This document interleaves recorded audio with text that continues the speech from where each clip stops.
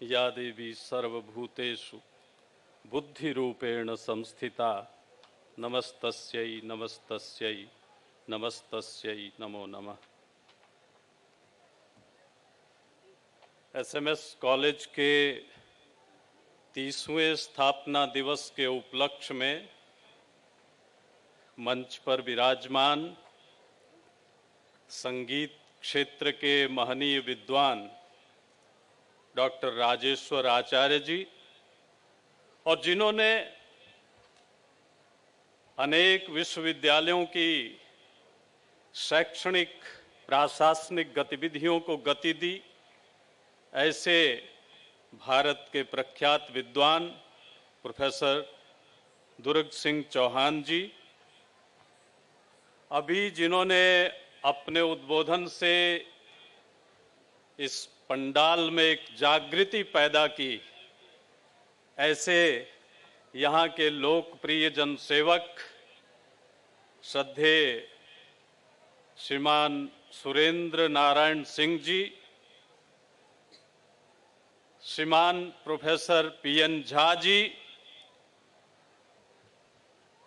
श्रीमान एनपी सिंह जी और बड़ी कुशलता से इस कार्यक्रम का संचालन करने वाली डॉक्टर पल्लवी पाठक जी, इस संस्थान के बहुत कुशल कुल सचिव श्रीमान गुप्ता जी और यहाँ के बहुत समर्पित भाव से काम करने वाले आचार्यगण, यहाँ आए हुए समस्त सम्माननीय महानुभाव और बड़े धैर्य से इस पंडाल में आदित्य नारायण की परीक्षा को पास करते हुए बैठे हुए, बड़े धार्मिक भाव से अनुशासित रूप में यहाँ के मनस्वी, तपस्वी और यशस्वी छात्रगण, जो मैं कहता हूं भविष्य का भारत,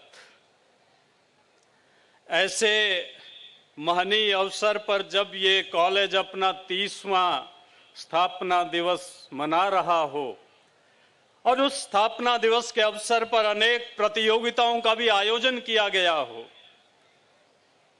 उस आयोजन में बहुत सारे प्रतिभागियों ने अपनी अपनी कला का प्रदर्शन किया हो और उन कलाओं के आधार पर जो पुरस्कृत होने की स्थिति में हो, जो विजयी हुए हों, वो सब बधाई के पात्र हैं, वो सब अभिनंदन के पात्र हैं।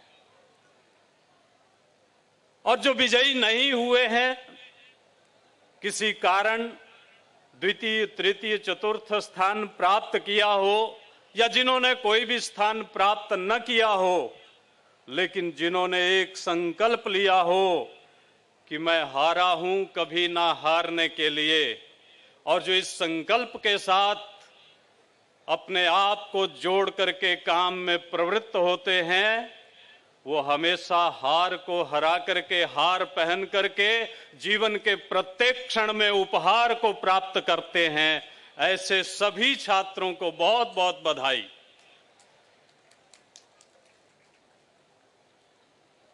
आज जब 30वां स्थापना दिवस हम मना रहे हैं, तो ये दिवस हमारे आत्मावलोकन का दिवस होता है, हमारे आत्मनिरीक्षण का दिवस होता है, आत्म परीक्षण का दिवस होता है कि हमने 30 साल पहले जब ये यात्रा शुरू की थी, तब हम क्या थे, हमने कितनी प्रगति की, इस प्रगति में क्या क्या बाधाएं आईं, उन बाधाओं को हमने कितनी कुशलता से पार किया और अपने आप में, अपने अंदर में कितना सुधार और परिष्कार किया। ये बात आज हमको जानने का अवसर मिलता है। ये संस्थान, मैं यहाँ दूसरी बार आज आया हूँ, मैं ये कह सकता हूँ कि इस परिसर में आने पर एक अलग अनुभूति होती है। ये आपकी साधना से ये परिसर जागृत हो गया है। आपने जो तपश्चर्या यहाँ की, उससे ये धरती जागृत हो गई है और वो जागरण का अनुभव आप सब यहाँ कर सकते हैं। इस परिसर में घुसते ही, इस परिसर में आते ही आपके भीतर एक अलग भाव आ जाता है। ये बताता है कि आपने निरंतर शिक्षा के क्षेत्र में सुधार करते हुए, अपने व्यवहार में परिष्कार करते हुए और स्वयं को शैक्षणिक गतिविधियों में अपने आप को समर्पित भाव से जोड़ करके न केवल बनारस में बल्कि पूरे पूर्वांचल के लिए एक मिसाल कायम की है। जो बच्चे यहाँ से पढ़ने के लिए दक्षिण में जाते थे, उनका पलायन आपने रोका है, आपकी गुणवत्ता ने रोका है, आपकी प्रतिबद्धता ने रोका है। और आप जिस प्रकार की शैक्षणिक उत्कृष्टता को स्थापित कर रहे हैं, वह सचमुच में श्लाघनीय है, वंदनीय है, अभिनंदनीय है। अभी राजेश्वर आचार्य जी उपदेश कर रहे थे बच्चों के लिए, सब के लिए, कि हमें किस प्रकार का आचरण रखना चाहिए। अभिवादनशीलस्य नित्यं वृद्धोपसेविनः चत्वारि तस्य वर्धन्ते आयुर्विद्या यशो बलम। ये इन्होंने कहा। अभी ये प्रबंधन का संस्थान है हमारे यहाँ। भारतीय दृष्टि में प्रबंधन, हमें जो धर्म बताया गया है उसी में आ जाता है।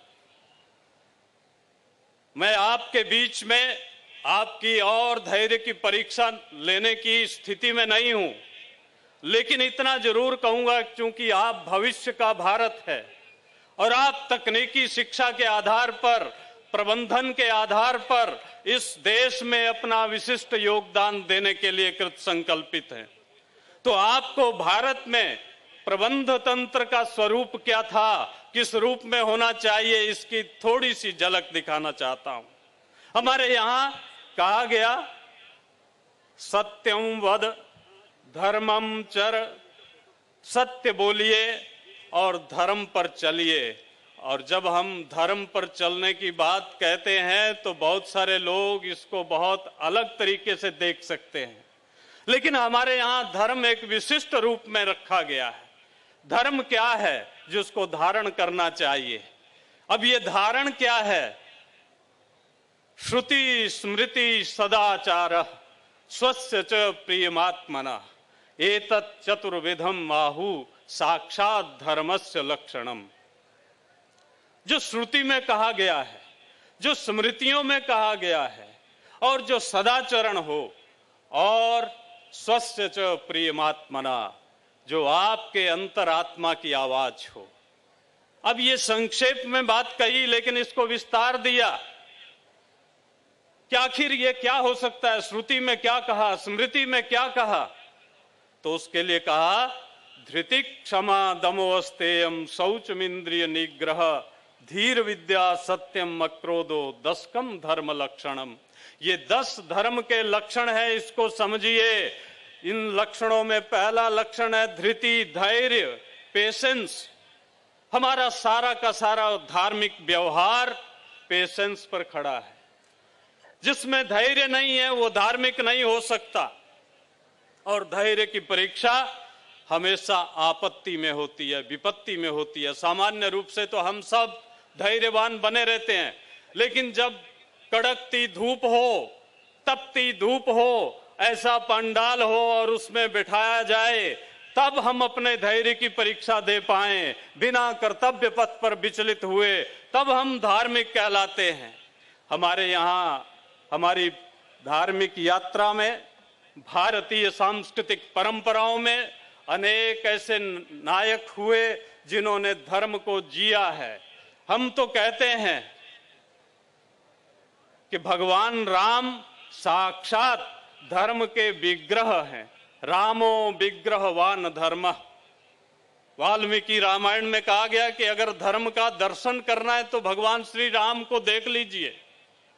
उनमें धैर्य भी था, उनमें क्षमा भी था, उनमें दम भी था, उनमें अस्तेय भी था, उनमें शुचिता भी थी, उनमें इंद्रिय निग्रह भी था, उनमें बुद्धिमानी भी थी, उनमें विद्या को प्राप्त करने का लक्ष्य भी था, उनमें सत्य बोलने का साहस भी था और उनमें अक्रोध का भाव भी था। ये 10 गुणों को जो धारण करता है उसको कहते हैं धर्म, धार्मिक। आप देखिए भगवान श्री राम को जब राजगद्दी की प्राप्ति होने वाली थी तो वनवास, अब किसी व्यक्ति को राज सिंहासन की प्राप्ति हो रही हो और उसको आदेश हो जाए कि बन जाइए, तो उसके ऊपर क्या बीतेगी आप कल्पना कर सकते हैं। लेकिन भगवान श्री राम के चेहरे का भाव नहीं बदला और हंसते हुए वन की तरफ प्रस्थित कर गए। ये है धर्म, यानी विपत्ति में भी वैसे ही रहना जैसे संपत्ति में रहते हैं। और दूसरा गुण है क्षमा, दंड देने में सामर्थ्य होते हुए भी क्षमा का भाव रखना। जिसमें दंड देने का सामर्थ्य नहीं हो वो कहे मैं क्षमा करता हूं तो उसके क्षमा नहीं होती। भगवान श्री राम जब वन की तरफ प्रस्थित हुए तो वहां अनेक दुर्दांत राक्षसों से सामना हुआ, मां सीता का अपहरण हुआ, अशोक वाटिका में लंका में मां सीता कैद थी, खोज हुई, पता चला और उसके बाद भगवान श्री राम लंका की तरफ प्रस्थित हुए। लेकिन बीच में सागर था। अब भगवान श्री राम को आप देखिए, कोई पति जिसकी पत्नी पर इतनी बड़ी आपत्ति हो, पति सर्व सामर्थ्य संपन्न हो, तो बिना कोई क्षण गवाए वो जो कुछ कर सकता हो करेगा। लेकिन भगवान श्री राम ने अपनी शक्ति का प्रदर्शन नहीं किया। सागर के किनारे गए, सागर के पास गए, सागर से अनुनय विनय करने लगे, सागर मुझे रास्ता दीजिए, मैं सागर के उस पार जाऊंगा, सीता को राक्षसों की कैद से छुड़ाऊंगा।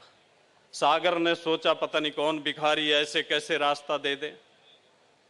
तो 3 दिन तक भगवान श्री राम सागर की आराधना करते रहे, उपासना करते रहे। कवि लिखता है 3 दिवस तक पंथ मांगते बैठे रघुपति सिंधु किनारे, उत्तर में जब एक नाद भी मिला नहीं सागर के स्वर से, उठी अधीर धधक पौरुष तब राम के सर से। 3 दिन तक प्रतीक्षा करते रहे लेकिन सागर ने रास्ता नहीं दिया, ना कोई जवाब दिया।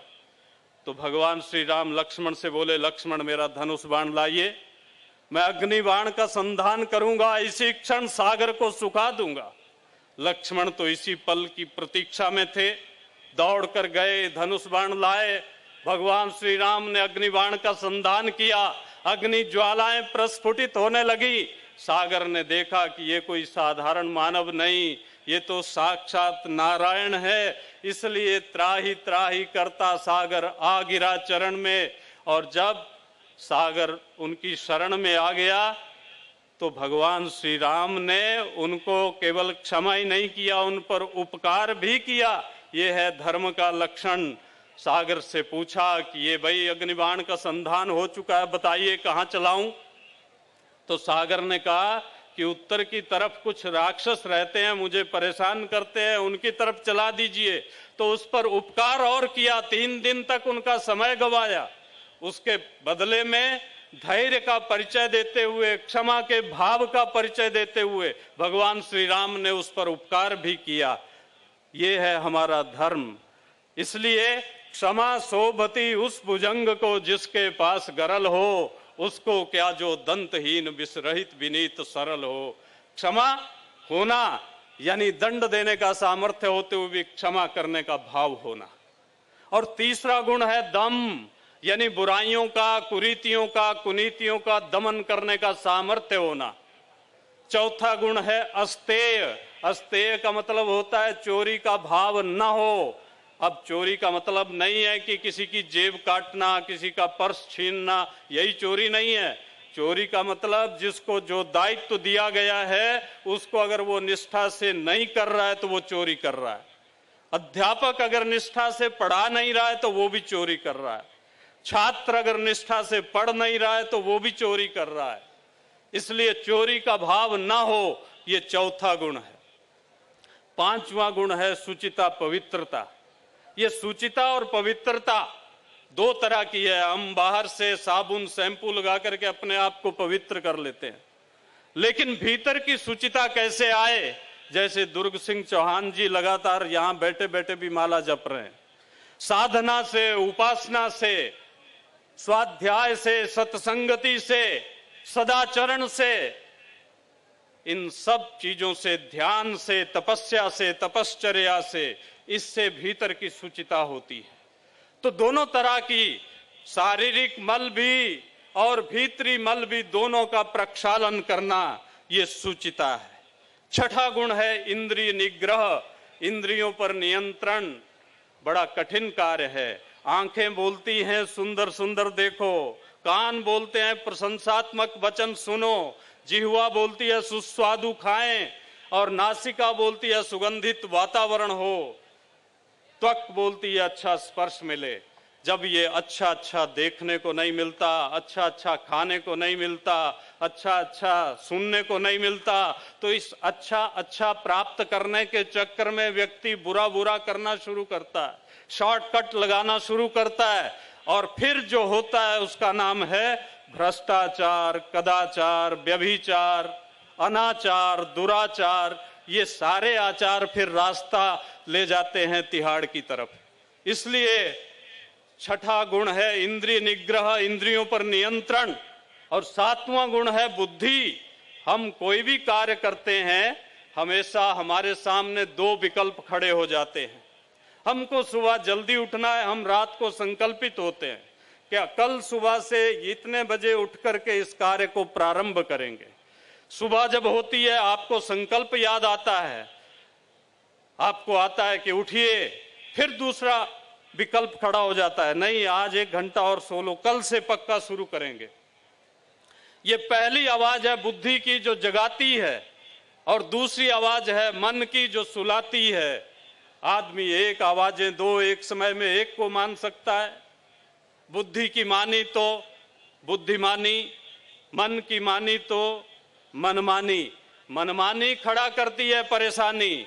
इसलिए सातवां गुण धर्म का है बुद्धि के अनुसार चलना। और आठवां गुण है विद्या। विद्या वो है जो मुक्ति दे। मुक्ति का मतलब समस्याओं का समाधान दे। समस्याएं हमारे ऋषियों के सामने थी कि बार बार जन्म लेना, बार बार कर्म करना, कर्म करके कर्मानुबंध में फंस जाना। इसलिए इस चक्र से छूटने के लिए मुक्ति की संकल्पना हुई। और मुक्ति केवल वही नहीं है, मुक्ति है जो हमारे सामने तात्कालिक समस्या है उसका तर्क संगत रीति से समाधान हो, और उस समाधान के लिए ज्ञान चाहिए। कोई व्यक्ति बहुत पढ़ा लिखा हो, 2-3 विषयों से पीएचडी हो, लेकिन तैरना नहीं जानता हो, नाव में बैठ जाए, मल्लाह की परीक्षा लेने लगे और मल्लाह से पूछने लगे कितने पढ़े हो। मल्लाह का हिसाब नहीं जानता, नहीं पढ़ा, तुम्हारा जीवन 20% बेकार। फिर पूछा कि तुम मैथ पढ़े हो, नहीं पढ़े हैं, तुम्हारा 30% बेकार। फिर पूछा साइंस पढ़े हो, नहीं पढ़े हैं, 40% बेकार। इतने में जोर का तूफान पड़ता है। मल्लाह पूछता है बाबूजी तैरना जानते हो? तो बोलते हैं नहीं जानता। तो मैं तो चला, आपका 100% बेकार। इसलिए ज्ञान किसी का भी हो, ज्ञान कभी छोटा नहीं होता। हमें हमेशा सीखने के लिए अपने दिमाग के खिड़कियां और दरवाजे खुले रखने चाहिए। बालादपि सुभाषितम हमारे यहाँ कहा गया है कि बच्चे से भी अगर कोई सीखने की बात है तो लेनी चाहिए। इसलिए हमारे यहाँ कहा गया सा विद्या या विमुक्तये। विद्या वही है जो मुक्ति दे, अर्थात तात्कालिक समस्या का समाधान दे। जो हमारे सामने संदर्भित समस्या है उसका समाधान दे, वही ज्ञान है। और उस ज्ञान को जो धारण करता है वही प्रबंध शास्त्र है। इसलिए आप उस दिव्य ज्ञान को लेने वाले विशिष्ट जन हैं। आपको इस जीवन में जाकर के न केवल अपना उत्कर्ष करना है, बल्कि इस राष्ट्र के उत्कर्ष में अपने ज्ञान का प्रबंधन, अपने ज्ञान का पूरा योगदान उसको देना है। इसलिए 8वें गुण के बाद 9वां गुण है सत्य, धर्म का। सत्य बड़ा कठिन है। इसको सामान्य परिभाषा में हम कहते हैं वाणी और मन की एक रूपता का नाम सत्य है। वांग मनसयोः एक रूपता सत्यम। वाणी और मन की एक रूपता। होता क्या है कि मन में कुछ चला होता है, जीवा पर आते आते कुछ हो जाता है। जैसे छात्र कक्षा में पढ़ रहे हैं, अध्यापक पढ़ा रहा है और भरी कक्षा में किसी छात्र से कुछ पूछता है अध्यापक और छात्र को नहीं आता है तो उस छात्र को डांट देता है। जब छात्र को डांटता है तो छात्र के मन में अच्छा भाव पैदा नहीं होता, उस अध्यापक के प्रति उसके भीतर एक अलग भाव आ जाता है, क्योंकि अच्छा नहीं लगेगा, सारी कक्षा में उसका अपमान हुआ। अब दूसरे दिन वो अध्यापक जब उसको ग्राउंड में आते हुए दिखता है तो उसका नामकरण कुछ करके वो आ गया फलां फलां फलां, लेकिन जब पास में आएगा तो सर प्रणाम, ये असत्य है। सत्य वो है जो मन से उठा वही जिह्वा पर रहे, वो सत्य है। और उसके बाद 10वां गुण है अक्रोध, क्रोध का भाव न हो। ये 10 गुणों से युक्त जो है उसी का नाम धर्म है और उसी को हम सनातन कहते हैं। क्योंकि ये 10 लक्षण, ये 10 गुण सृष्टि के आरंभ में भी उतने ही आवश्यक थे जितने आज हैं, और जब तक ये धरती रहेगी इंसान को इंसान बनाने के लिए ये 10 गुण उतने ही आवश्यक रहेंगे। इसलिए इनका नाम है सनातन, यानी जिसमें कभी कोई परिवर्तन ना हो, जिसमें कभी कोई विच्छेद ना हो, जो निरंतर चलने वाला हो, निरंतर रहने वाला हो। इसलिए आप इन 10 गुणों को अपने जीवन में अगर धारण करेंगे, 10 में से किसी एक गुण को भी धारण करेंगे तो आप प्रबंधन के क्षेत्र में जो आदर्श स्थापित करेंगे वो दूसरों के लिए मानदंड बनेंगे। जैसा एसएमएस कॉलेज ने अपनी अभी तक की गतिविधियों के कारण बनारस में अपना एक स्थान बनाया है, न केवल बनारस में, न केवल उत्तर प्रदेश में, बल्कि पूरे भारत में अपना स्थान बनाया है। इसलिए आप सबके ऊपर ये बड़ा दायित्व है कि इस परीक्षा में आप पास हों।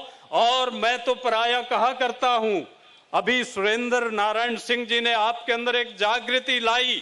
मैं प्रायः कहा करता हूं कि जिस तरफ जवानी चलती है उस तरफ जमाना चलता है, जवानी जिस तरफ चलेगी जमाना उसी तरफ चलता है। और भारत का सौभाग्य है कि आज भारत के पास जवानी है। दुनिया बूढ़ी हो रही है, भारत जवान हो रहा है, और जवानी की ताकत के आगे दुनिया को झुकना ही पड़ेगा, चलना ही पड़ेगा।